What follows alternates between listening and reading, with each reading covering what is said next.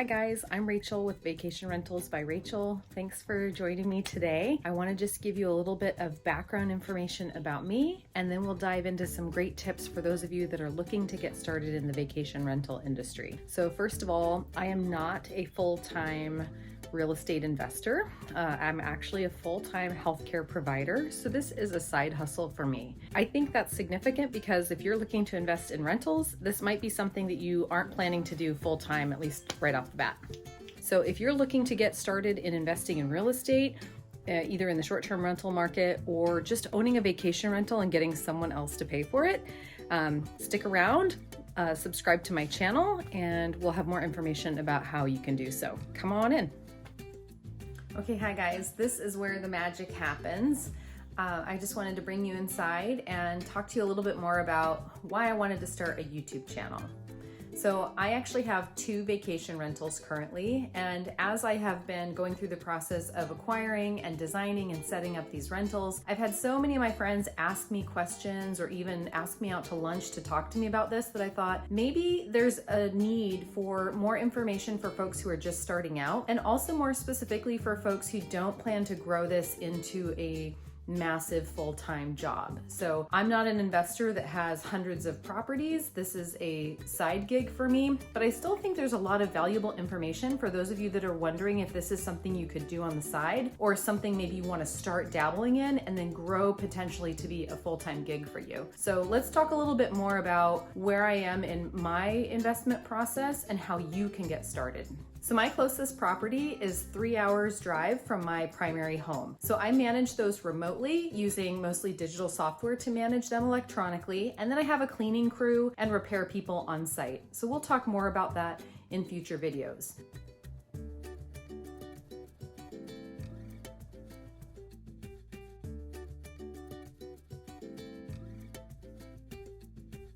If you're thinking about diving into the vacation rental industry, there's probably 3 main things you need to think about from the very beginning. Is this going to be a property that you use primarily for your family for a vacation rental that you're hoping to rent out on the side when you're not using it and help get other people to pay for your vacation rental? That's certainly an okay way to do things, but it might actually frame some of your decision making slightly different than for someone who's purchasing this as an investment only option. So I actually have one of each.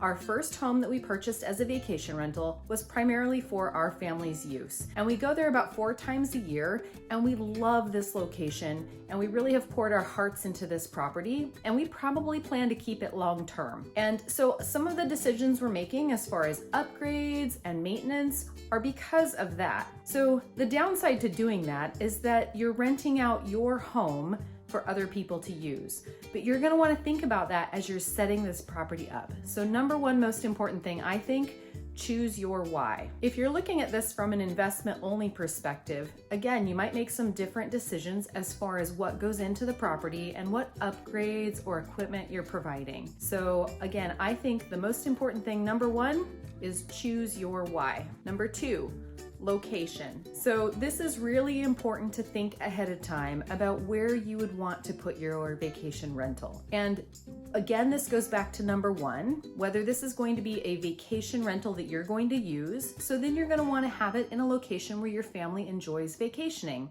Or if this is purely investment, you're really going to want to look into markets all across the United States that are very popular for vacation rentals. And there's a lot of different options. It does not have to be in your home location or close to home, but definitely that's going to add some challenges with logistics that we'll talk about in future videos. So location is really important.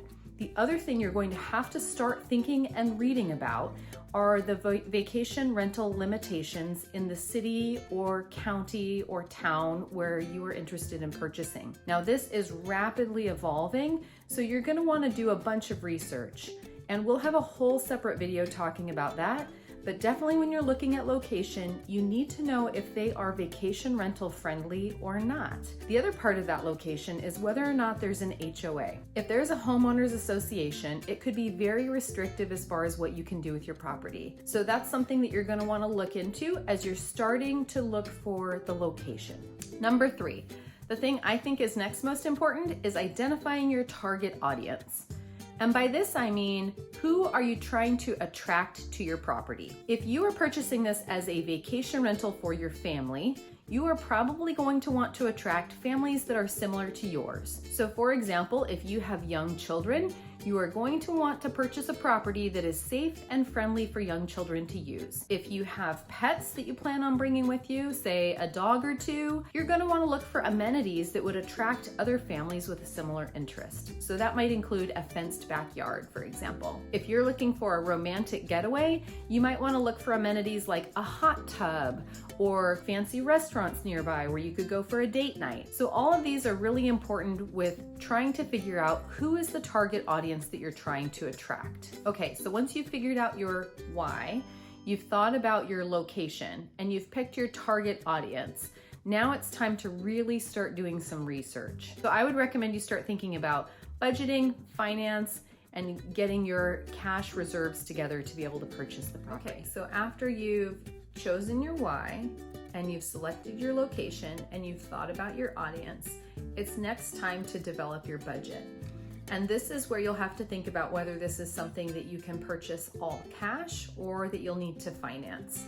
And there are a ton of options for financing. One option that is popular when you're just getting started and you don't have a huge real estate portfolio is purchasing a home as a second home or a vacation home. And even if you plan to do this technically as an investment, there are ways you can do that. And right now you can do that with a 10% down loan with fairly decent interest rates. So you can definitely find options like that, but you'll need to do your research. The other thing I encourage is to be completely open and honest with your mortgage broker. So you're going to want to tell them what your plan is and how you're planning to use this property down the road, because you don't want to run into any problems when you're trying to purchase. So here's a little tip for you on that. My second home is a condo, and so there was an issue where we almost lost the sale because we were purchasing it with a 10% down vacation home loan, and there were other purchases that were going through before ours. And there's a limit with condos when you're going through Freddie and Fannie